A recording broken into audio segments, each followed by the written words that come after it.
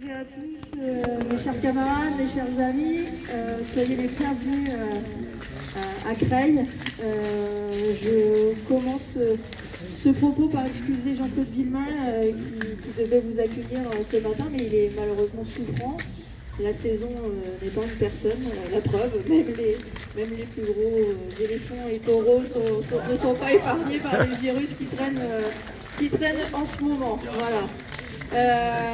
Je voulais commencer mon propos par une citation. Et vous allez me dire si vous la connaissez. Celui qui n'accepte pas la rupture avec l'ordre établi, avec la société capitaliste, celui-là, je le dis, ne peut être adhérent au Parti socialiste. Alors je vous le dis tout de suite, c'est pas de moi, c'est pas de Jean-Luc Mélenchon non plus. Ce sont des propos tenus par François Mitterrand lors du congrès d'Épinay le 13 juin 1971. Et cette déclaration, elle a beau avoir plus de 50 ans, et bien malheureusement, elle n'a peut-être jamais été autant d'actualité. Et il suffit de s'intéresser un peu à ce qui se passe dans notre société et dans le monde, et même les plus grands rapports le démontrent de manière chiffrée.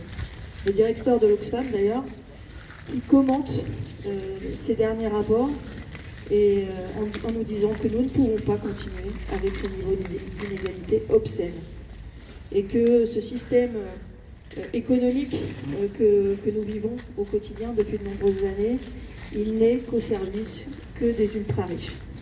Et d'ailleurs, la fortune des 5 hommes les plus riches au monde est passée entre 2020 et 2023 de 405 à 869 milliards de dollars, et celle des milliardaires a augmenté de 3300 milliards de dollars. On va avoir une pensée pour Jeff Bezos, qui n'est pas le plus malheureux des hommes au monde, le directeur d'Amazon. Pendant ce temps, le patrimoine et les revenus cumulés de 5 milliards de personnes sur notre Terre ont reculé en comparaison. Et face à ces inégalités avérées, moi je le pense, les socialistes doivent prendre toute leur place dans les débats nationaux, mais aussi dans notre département et en particulier dans notre ville. Nous avons collectivement le devoir de reprendre le flambeau et de revenir aux fondamentaux de nos actions militantes, de ne pas rester dans l'ombre, d'exister, de militer, d'informer et de résister.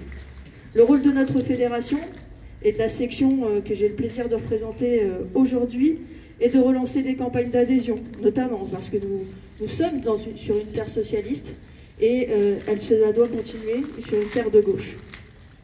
Je prends ma part de responsabilité en ce début d'année et je formule le vœu que nous engagions collectivement pour remettre le Parti socialiste au devant de la scène.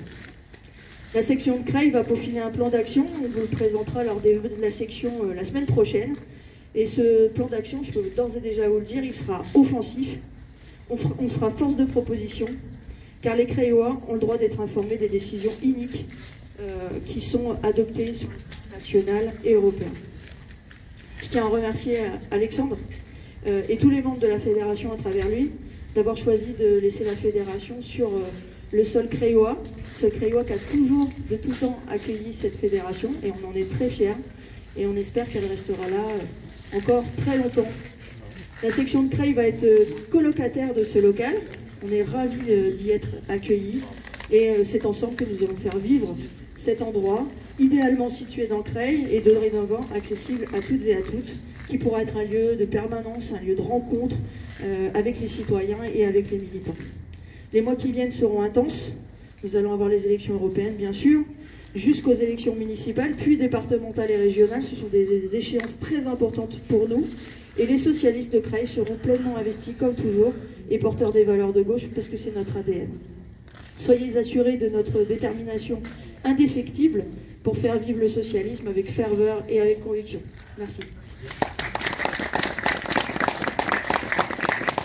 Merci.